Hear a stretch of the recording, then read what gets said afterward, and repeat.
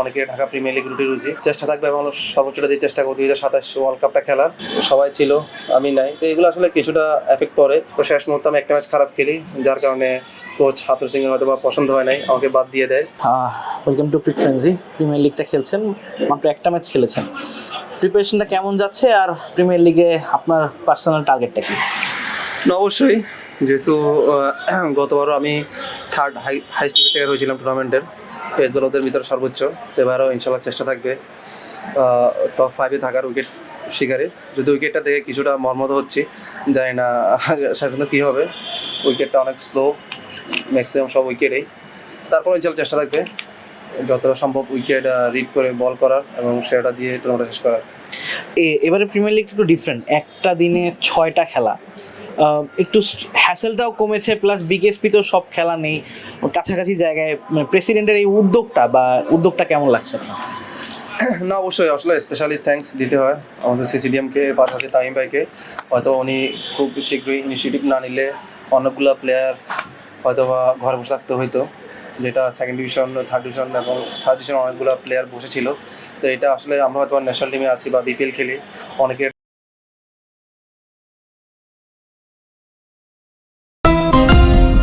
Dhaka premier league রুটি রুজি, তো সেই থেকে চিন্তা করলে খেলাটা হচ্ছে সেটা আসলে অনেক ভালো দিক।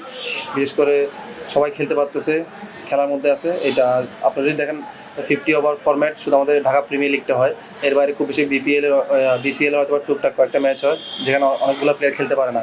যেহেতু আমাদের সামনে 2027 ওয়ার্ল্ড কাপ, তো ওই হিসাব করলে আমাদের জন্য এই ডিপিএলটা খুব গুরুত্বপূর্ণ ছিল।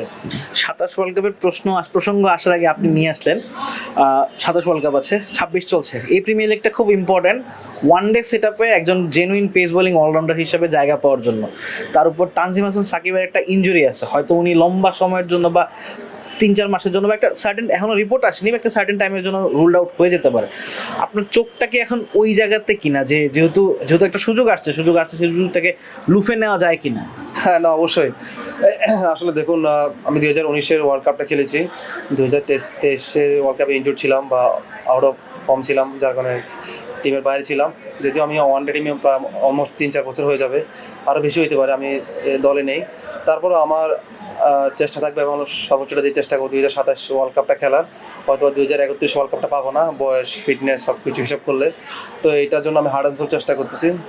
যেহেতু ওয়ার্ল্ড কাপটা সাউথ আফ্রিকার কন্ডিশনে, হয়তো বা এশিয়ার কন্ডিশনে হলে হয়তো বা সিলিং অলরাউন্ডার খুব একটা কার্যকরী থাকে না, বা আমি যেহেতু 128-30-এ বল করি, হয়তো বা এশিয়ান কন্ডিশনে খুব একটা এফেক্ট না হলেও, যেহেতু আপনারা দেখছেন আমি ইংল্যান্ডে একটা ওয়ার্ল্ড কাপ খেলেছি, সাউথ আফ্রিকা কন্ডিশনে 130-32 এই পেসটা অনেক এফেক্টিভ। তারপর আরও অনেকে আছে অলরাউন্ডার, তো সব মিলিয়ে খুব আশাবাদী। পারফর্ম তো অবশ্যই করতে হবে, নিজের চেষ্টা করতেছি, পরিশ্রম করতেছি। লাস্ট টি20 সিরিজের স্কোয়াডে আপনি ছিলেন, একটা ম্যাচ খেলেছেন, পারফরমেন্সটা মন মতো হয়নি, কিন্তু আপনার সঙ্গে আরও 2জন যে অলরাউন্ডার আছেন বা 2 থেকে 3জন জেনুইন অলরাউন্ডার আছেন, এই প্রতিযোগিতাটা কেমন এনজয় করছেন যে টি20 সেট আপে একটা প্রতিযোগিতা চলছে? না, অবশ্যই প্রতিযোগিতা তো আসলে not only T20, one day বলেন বা টেস্ট ফরম্যাট বলেন, সব জায়গাতে। আর ন্যাশনাল টিম এমন একটা প্ল্যাটফর্ম, এখানে যে ভালো খেলবে, যে ফর্মে থাকবে সেই খেলবে। এখানে টিম কম্বিনেশনের কারণে যে ডিমান্ড করবে সেই খেলবে। এখানে আসলে চেষ্টা করতেছি যে সুযোগ পাবে নিজের সর্বটা দেওয়ার। যখনই সুযোগ পাবো না, কাজ করবো কীভাবে আরও বেটার করা যায়। তারপরও সুযোগের অপেক্ষায় থাকি, পাশাপাশি ইমপ্রুভ তো করতে হবে। International cricket day by day অনেক এগিয়ে গেছে, হয়তোবা সেই তুলনায় আমরা রিয়েলাইজ করলে হয়তোবা not up to the mark. তারপরেও চেষ্টা করছি নিজের সেটা দেওয়ার, যে ল্যাকিংসগুলো ছিল চেষ্টা করতেছি কাজ করার, ইনশাল্লাহ আশাবাদী। Not up to the mark. Last টি20-তে আপনাদের ক্যাপ্টেন একটু মন খারাপ করেছিলেন বা প্রেস কনফারেন্সে একটু হতাশাই ব্যক্ত করেছিলেন যে উনি একজন যেমন অলরাউন্ডার চাচ্ছেন যে 30 রান করবে, 2-3 উইকেট নিয়ে দিবে, এমন অলরাউন্ডার আপনারা আছেন, কিন্তু আপনাদের কাছ থেকে সেই পারফরমেন্সটা হচ্ছে না বা মাঝে মাঝে হয়ে উঠছে না। ক্যাপ্টেনের হতাশায় কি আপনারা একটু হতাশ হয়ে পড়ছেন? না, অবশ্যই, আসলে ক্যাপ্টেনরা তো চাইবে নিজের সেরাটা দেওয়ার। ওনারা চাইবে যারা 7-8-9 প্লেয়ার আছে এরা থেকে ভালো ফিডব্যাকটা আসার। টি20 ক্রিকেটে যদি আপনার রেজাল্ট আসতে হয় 7-8-9 এগুলোর অনেক ইনিংস ইম্প্যাক্টটা প্রয়োজন। হয়তোবা আমরা লাস্ট ম্যাচটা খেলতে পারি নাই, বাট আরেকটা জিনিস বলবো, ইন্টেন্টটা ছিল আমার গো ফর টিম। কারণ হয়তো ওইখানে 2-3টা সিঙ্গেল নিয়ে উইকেটটা দেখে মারা যেত, কিন্তু আসলে ইন্টেন্ট নিয়ে ব্যাটিং করেছি, টিমের প্রয়োজন যখন যে ডিমান্ড করেছে এই জন্য। তো এটার জন্য যদি আমি প্রথম বল আউট দুবারও হই চিন্তা করবো না।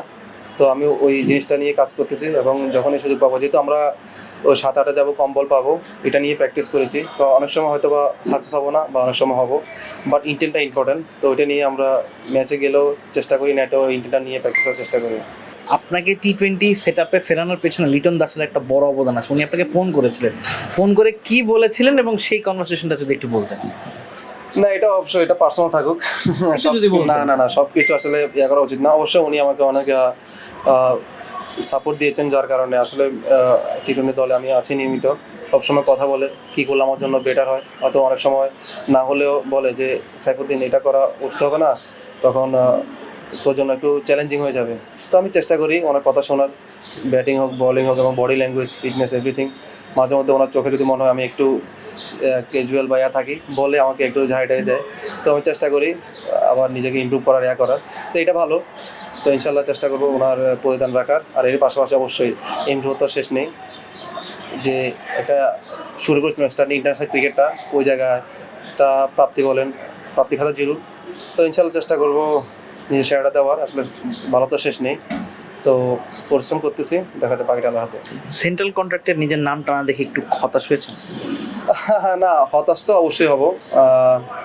তারপরও আসলে এটা কিছুটা আমার ব্যক্তিগত পার্সোনাল এফেক্ট তো পড়ে, স্বাভাবিক। কারণ প্রত্যেকটা প্লেয়ার যারা ছিল লাস্ট 1-1.5 বছরে রোলিং করে খেলেছে, তো সবাই ছিল একটা ফরম্যাট বা একটা ম্যাচ খেলেছে, এরকম অনেক প্লেয়ার আছে ইয়াতে। যেহেতু আমি লাস্ট 1 বছর ধরে টি-20 দলে ছিলাম, এই ফরম্যাটটা আমি আশা করেছিলাম, কিন্তু কী বলবো, আসলে কিছু বলার নাই। যদি প্রধান নির্বাচক এর আগে যিনি ছিলেন, তো উনি যদি একটা ব্যাখ্যা করতেন তাহলে হয়তো ভালো লাগতো। এইটুকু রেসপেক্ট হয়তো বা আশা করতাম, যে আমি হয়তো বা এই কারণে নাই, আমাদের প্ল্যানে নাই, বাট হুট করে সবাই ছিল, আমি নাই। তো এগুলো আসলে কিছুটা এফেক্ট পড়ে, যার কারণে না, যাই হোক, যেটা চলে গেছে সেটা তো চলে গেছে।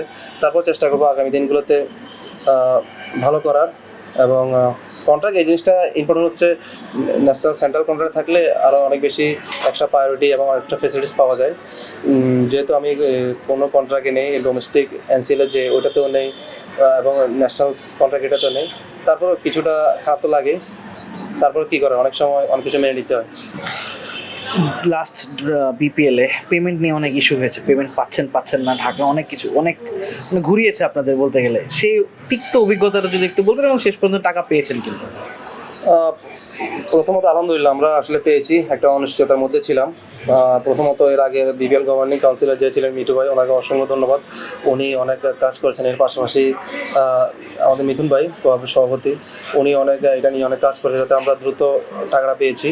যদিও একটা অনেক সময় আশাহত ছিলাম যে পাবো কি পাবো না, শেষ মুহূর্তে কী হবে না হবে। তো এর পাশে মিথুন ভাই অনেক এইখানে এফোর্ট দিয়েছে, যার কারণে টাকাটা পেয়েছি। অবশ্যই তাইম ভাই আসার পরে উনি ফার্স্ট ইনিশিয়েটিভ নিয়েছে, আমাদের প্লেয়ারদের যে টাকাগুলো আছে, বকে আছে, ওগুলো কমপ্লিট করা হোক, লোকাল এবং যারা ফরেনার ছিল সবগুলোর। তো ফরেনাররা পেয়েছে কিনা জানি না, বাট আমি যতটুকু জানি আমাদের লোকাল সব প্লেয়াররা টাকা পেয়েছে। একটা ইম্পর্টেন্ট কোয়েশ্চেন, ওয়ার্ল্ড কাপ টি-20 ওয়ার্ল্ড কাপটা খুব ইম্পর্টেন্ট ছিল, ওয়ার্ল্ড কাপটা খেলতে যেতে পারেনি বা খেলতে যাওয়া হয়নি, সেই আক্ষেপটা কি রয়েছে? সেটা আক্ষেপ বললে তো আমি তো আসলে ফার্স্টেশনে চলে যাব, কারণ আমার স্বপ্নটা ছিল অনেক বড়। আপনি যদি আর একটু পিছন থেকে যান, 2021 সালে যেটা দুবাইতে খেলা হয়েছিল, তখন আমি ভালো শেপে ছিলাম। কোয়ালিফায়ার খেলেছিল বাংলাদেশ ওই সময়। একটা ম্যাচ খেলার পর শ্রীলঙ্কার সাথে খেলে ইঞ্জুরি হয়ে চলে আসছি। এরপর 2022 সালে আবার টি-20 ওয়ার্ল্ড কাপে সুযোগ পাই, যেটা শ্রীলঙ্কা নিউজিল্যান্ডে ট্রান্সলেশন ম্যাচে শেষ পর্যন্ত আমি ওর বিমানটা ধরতে পারি অস্ট্রেলিয়ার। ওই একটা কষ্ট নিয়ে আবার দেশে ফিরি। এর ভিতরে আবার ইঞ্জুরি থেকে উঠে কামব্যাক করে বরিশালকে চ্যাম্পিয়ন হওয়ার পিছনে অনেক কন্ট্রিবিউশন ছিল। এরপর আবার ওই যে জিম্বাবুয়ের সাথে এখানে ওয়ার্ল্ড কাপ স্কোয়াডও ছিলাম, যেটা আমেরিকাতে হলো। তো শেষ মুহূর্তে আমি একটা ম্যাচ খারাপ খেলি, যার কারণে কোচ হাতুর সিংয়ের হয়তো বা পছন্দ হয় নাই, আমাকে বাদ দিয়ে দেয়। তো ওইখানে আরেকটা আক্ষেপ ছিল, চোখ ভেজা কান্না নিয়ে ফেনি চলে যায়। তো এই বছর সব কিছু ঠিক ছিল, 2026 ওয়ার্ল্ড কাপ ফর্ম বলেন বা টিমে ছিলাম, সব কিছু একটা অনেক বড় আশা ছিল, স্বপ্নবন্ধু ছিলাম। খারাপ তো সবসময় খেলি, যদি ভালো খেলে ফেলি তাহলে জীবনে একটা অ্যাচিভমেন্ট থাকবে ক্যারিয়ারে। সব কিছু ছিল, আমি একদম শেষ করতে, যাই হোক কোনো কারণে যাই নাই। তো এই আক্ষেপটা আসলে আমার জায়গায় যে থাকবে হয়তো সেই ফিল করবে। টানা 4টা বিশ্বকাপ মিস করলাম, হয়তো বা সামনের 2028 ওয়ার্ল্ড কাপটা পাবো কিনা, ফর্ম ফিটনেস সব কিছু বিবেচনা করে। তো এটা আসলে অনেক আক্ষেপের জায়গা। আসলে আপনার টাকা তো আসলে আমরা বিপিএল খেললে অনেক ম্যাসিভ একটা অ্যামাউন্ট পাচ্ছি, ঢাকা প্রিমিয়ার লিগে অনেক একটা ম্যাসিভ অ্যামাউন্ট পাচ্ছি, কিন্তু আসলে একটা প্লেয়ারের স্বপ্ন থাকে, ড্রিম থাকে একটা বড় আইসিসি ইভেন্ট খেলবে, সেটা এশিয়া কাপ হোক বা ওয়ার্ল্ড কাপ হোক। তো এই জিনিসটা আসলে এক বড় দীর্ঘ নিঃশ্বাস নেওয়া ছাড়া কিছু করার নেই আর কি।